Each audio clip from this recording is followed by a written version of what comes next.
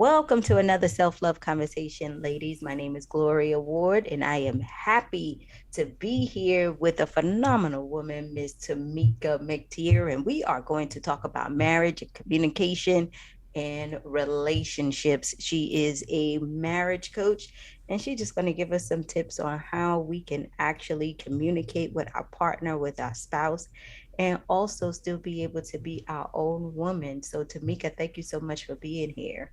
Thank you, Glory, for having me here. And I do appreciate it. And the audience, if you saw the link for our last meeting, what happened is I had a power outage here and we could not continue our interview. So this is our makeup interview, but we're gonna make sure we get some things done tonight where we're gonna talk about how we can better our relationship. So my first question to you, Tamika, is why this field? Why did you get into this area? Oh, great question. So I got into this field specifically because, as someone that'll soon be married 17 years, even though I had premarital counseling for an extended amount of time prior to being married, what I come to realize as a married woman is you still go into this role with a lot of unknowns. And a lot of those unknowns have a funny way of showing up, directly in marriage. I always say that marriage is a true reflection of who you are, because it definitely has the opportunity to reveal those hidden places to you. A lot of the revealing takes place, or for me specifically, I say a lot of the revealing took place when there was a lot of unhealed childhood trauma that I was unaware of, that I hadn't Mm-hmm. even paid any attention to, but I saw it show up in my marriage. And so for me, growing up in a household, my parents were together for a very long time. However, they were never married. And what I had, I don't want to say opportunity, but what I was able to witness between my parents and their relationship, it was just unhealthy. So I went into marriage not having a foundation of what a marriage should look like, or even let alone a healthy relationship for that matter. I saw my mother, I witnessed my mom experience, abuse at the hands of my father. And so Right. while that's never been my reality, I've never had a relationship like that. I also know that directly, that impact and what I saw them go through in their relationship, it created a self shielding or a protection mechanism, I would say, up for me. And because I grew up in a household where I saw a lot of arguing and fighting and things of that nature, it put me in a place in my marriage when my husband and I would have a disagreement where I would totally shut down. And so, while I'm sure, your audience, this is the first time they, would hear this term silent treatment, I found myself always resorting to the silent treatment. And for me, it was like if I wasn't going to be heard, then I wasn't going to speak. And so I didn't speak at all. And so I Mm. found myself, completely shutting down. And I can't even remember the conversation, but I will always remember how I felt. There was one time my husband and I had a disagreement, um, and I wasn't, I felt like I wasn't being heard. So I didn't speak, and I was in that mode of silent treatment, and I felt trapped, wondering if I would ever get to a place where I could say what was on my heart without the, fear of rejection or abandonment. Right. Um, I often wondered if I, should be the first person to say sorry, or was I supposed to wait on my husband to say I'm sorry. I knew that's not the way I personally wanted to spend the rest of my life, let alone my marriage.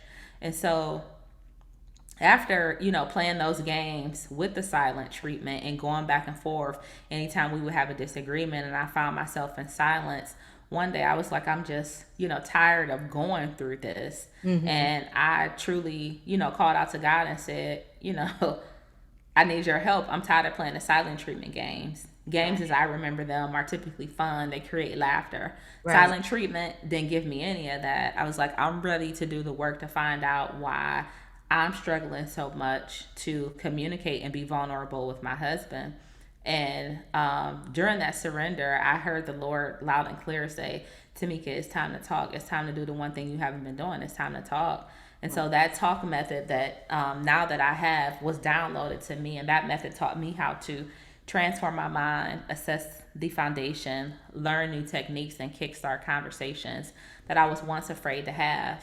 Mm-hmm. Your original question, you asked me, how did I get started on this journey? That's a little bit about my story, but essentially what I wanted to do and what I felt God was calling me to do is really be able to be there for married women, um, and be an outlet for them, and provide a safe place for them to let them know that whatever it is that you feel like you're going through, or when you have communication struggles in your marriage, disagreements are normal, but Mm, it's the bouncing back and right, being able to do it much quicker without, suffering in silence. And right. also the power of like being in community. And so the work that I do, I specifically started because I wanted to provide community for married women You know, early on. it's crazy because it's like some people use the silent treatment to punish you, right? Yeah, Where it's more like, you know, passive aggressive. yeah, being passive aggressive. You didn't do what I asked you, or I'm trying to make sure that you don't do whatever you did again. Mm-hmm. So how would someone know the difference, right? Because one of the things that you mentioned was is that I don't know if I'm supposed to say sorry or he's supposed to say sorry. Mm-hmm. From your angle, it was a coping mechanism for you because of how you grew up, where it was violent. So you use that silence in order to keep yourself safe. So how would we know the difference? So we're not in a position where we feel like we're always giving up, we're always doing this, and we probably with someone who's basically a narcissist. So how do we know that?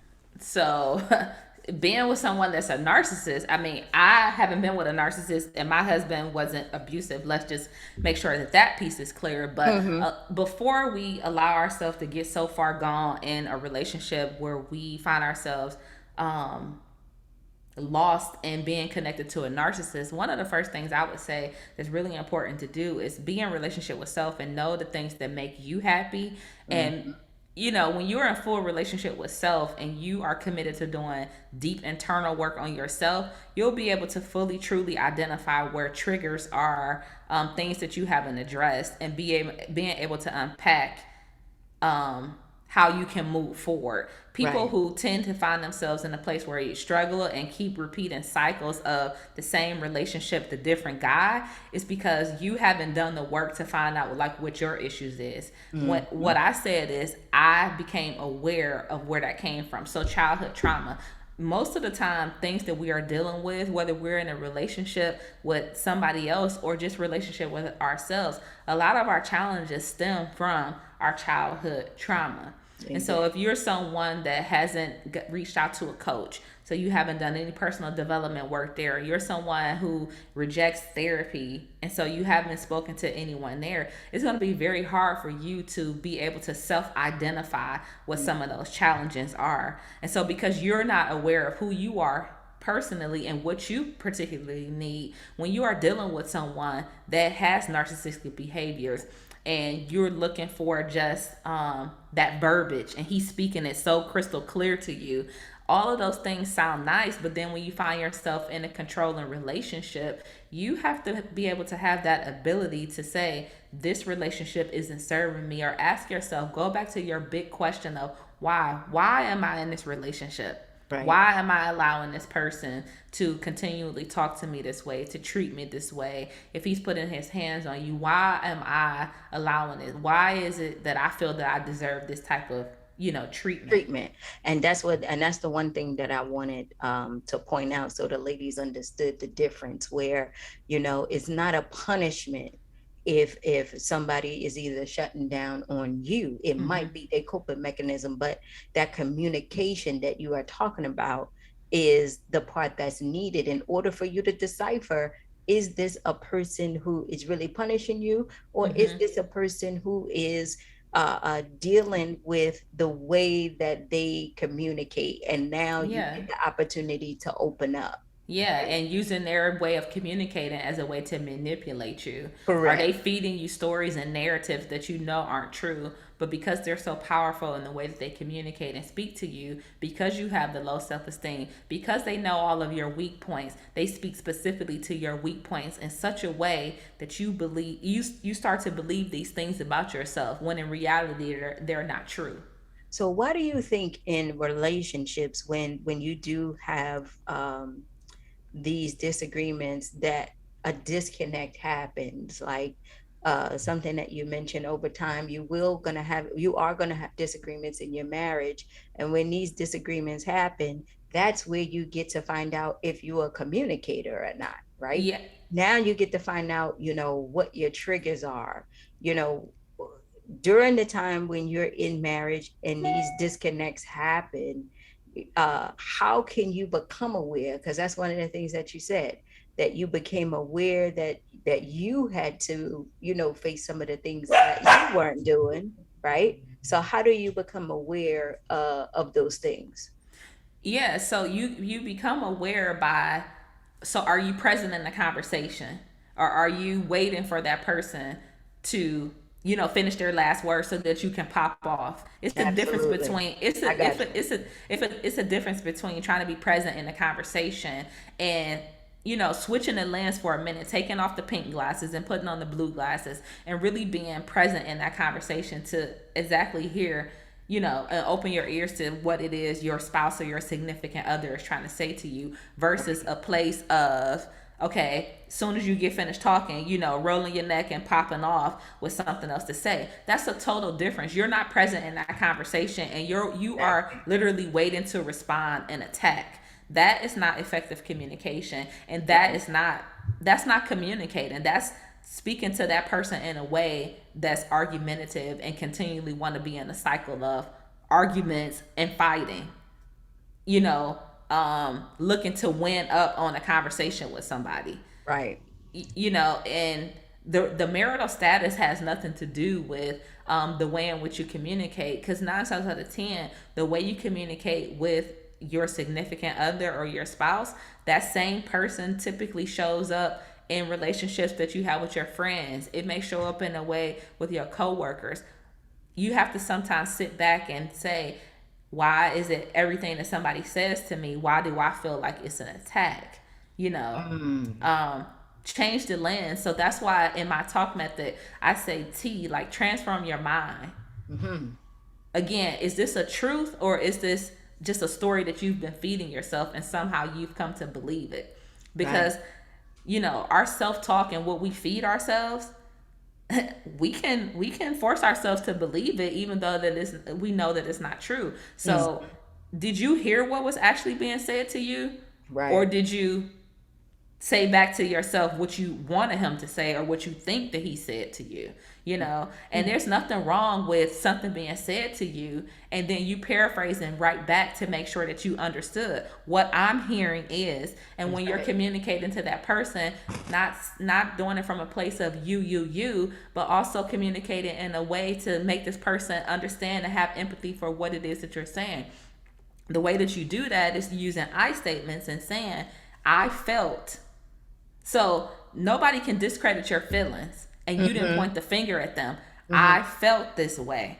Got That's a totally different way of communicating with somebody.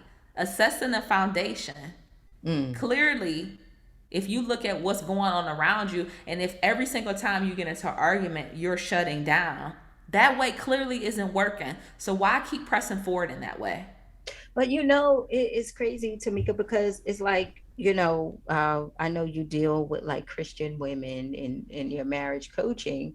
And it's like, well, the expectation is, okay, I'm married. This is my husband. He's the head of the household.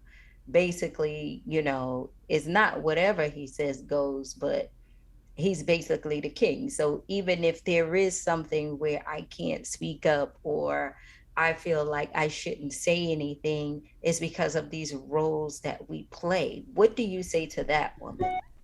Well, I don't think that it should be roles that we play. And I believe even as a wife, you have influence in your household while still allowing your husband to lead. Mm, Again, it's always in the approach and the tone in which you do it. Are you saying that you want him to be head of household, but every time he tries to lead, you step in and try to lead? That's mm, contradictory behavior in what it wow. is you're saying you want to happen and what you are truly allowing to happen. So again, you say he's the head of the household, but do you truly let him lead and you follow in a way?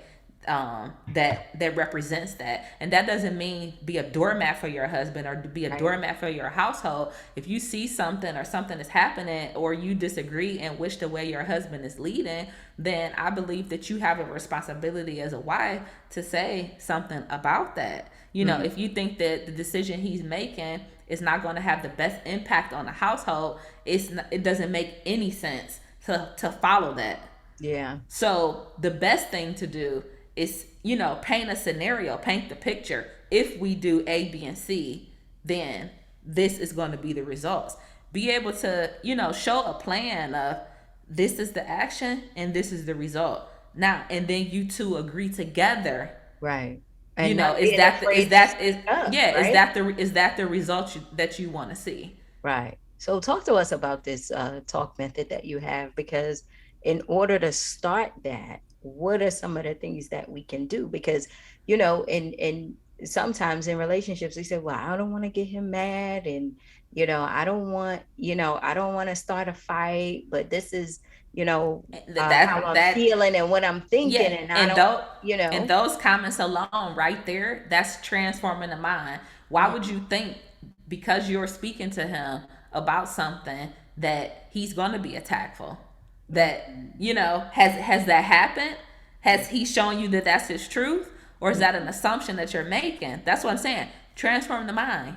mhm, If that's not what he's shown you, it's like with trust. I can't trust him. So are you saying that you can't trust him because he's proven that he can't be trusted? Or are you bringing baggage or a past experience of what somebody else has shown you, and now bag. you've given it, and now you've given it to him? Yeah. Yeah. That Most of the time it's baggage. Yeah. So that's what I'm saying. What's your truth? Yeah. And unpack the stories that you've been telling yourself. Is that his story, or is Mm, that Peter's story from 5 years ago? mm, that's good. And you need to release yourself from the connection that you still have to Peter and the roles you're allowing him to have free, space in your head and in your current relationship when Peter isn't even in this relationship, but somehow he's still controlling the narrative with this current guy. Wow. So tell us, the talk method helps us do what? The talk method helps you to transform your mind. You cannot use the same mindset that's been getting you the results that you don't want. It's imperative that you change your mind. There's no way that we can move forward in anything that we want to do when it comes to our relationships when we have an old mindset. Mm-hmm. So we have to start releasing that and doing the work to shift our mind. Assessing a foundation, again, as I previously mentioned, assess what's working and what's not working. Clearly, if something isn't working, you've tried it 5 times. There's no need to go for a sixth time. You have to have a different approach. So assess the foundation and look at what that foundation was built on. Mm, What's your why behind this thing? So if you're somebody that's married, then what's the mission? What's the purpose of this marriage? Always go back to that. Why did you get married? The movie is Why Did I Get Married? yeah, Assessing that foundation and going back to that is very important and critical. that's good. Learn new techniques. What those old tricks aren't working, learn something new. Open yourself up to something new. Don't be so consumed with routine and this is the way that we've been doing it. you Mm-hmm. know if you are not the person because you are so full of pride and you have no intention on ever saying I'm sorry, it might hurt you a little bit to utter those words, but maybe you might be the person that needs to say I'm sorry. Right. Hmm. Maybe you might be the person that needs to take that next best step in learning a new technique. Mm, And then kickstarting those conversations with confidence. With confidence, not in a way to attack, but with confidence when you approach him and say, like, we need to talk. Don't point it out in a way that it's like, yeah, and such, blah blah blah blah. Nobody, don't nobody want you to come at them in an attackful way yeah, like that. Whether that's saying true. You know what I'm saying? Whether if even if you're talking to your girlfriends, if your girl like, yeah, girl, you said whatever, you'll be like, hold on, sis, wait, what you talking about? So Hmm. think about yourself in the situation. If your guy came to you and he was all nasty and the way he approached you, you would feel a way about that. So always be aware of that other person's feelings. Yeah. But kickstarting conversations, just doing stuff differently, I think it's going to take you really far. On my website, I have a free downloadable that really dives into it and breaks every section down of that TALK. For anybody that wants to, know more about it, you can go there, download it, and it really dives into it more than what I just shared here. But that's the crux of it. Mm. And the last thing I wanted to talk about, because I was looking at your website, is that you say you let go of Miss Independent and you found your peace. Can you explain that? Yeah, I let go of Miss Independent and found my peace. Um, Not long ago in our conversation, you talked about the roles and things like that, and a lot of roles and women specifically um, sometimes come in our singleness, and so we're grown to be the strong women, the strong Black independent women, and a lot of us wear those titles or have worn those titles with like a badge of honor, and so Yep. you find yourself in a position where you're like, yeah, I'm strong, I'm Black, I'm independent, blah blah blah, but you burnt the heck out. Yes, You you did. tired, exhausted, you know. Here it is, you have somebody in the house with you, but you haven't asked him to assist you with anything. So you running yourself crazy, trying to get the kids back and forth, trying to cook a dinner, trying to do all the things when you have somebody in the household that can support you, but you haven't invited him in to receive his support. When he's tried to support you, because you are so strong and independent, you said, I got it.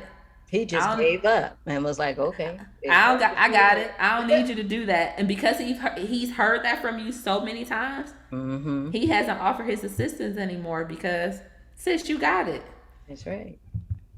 Wow. So yeah, I don't want to do all the things. I don't want to be burned out. Mm-hmm. So I gave it up. And most of us don't, though, Tamika. Most of us don't. We don't want to, but it's like it's like embedded in us, like you have to, because that's basically how we grew up. To we hearing stories, oh, you never should depend on a man, and don't let a man do this to you or anything. And it's so crazy because I was talking to a lady the other day, and I was like, she's probably like in her early 60s. I was like, so you must have a nice boyfriend or a good boyfriend or something, I said. And she was like, you never depend on a man, whatever it is. Like she was giving me advice, Yeah.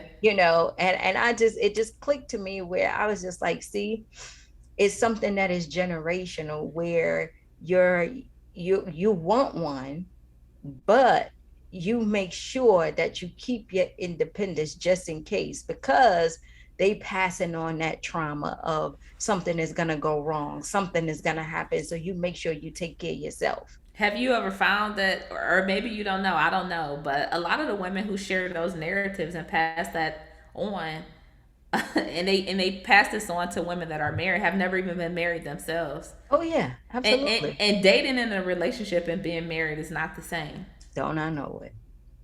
Don't I know It's not the same, but you find some people, they have themselves in situations and they've taken advice from women it? Mm-hmm. that has never walked a day in their shoes, or Exactly. Or don't even know your particular situation, but they mean well. It's like they mean well, but again, learning how to communicate and learning how to let go of that so that you can have a good, healthy Yeah, relationship is what's important. Exactly. interdependence, working together, interdependence.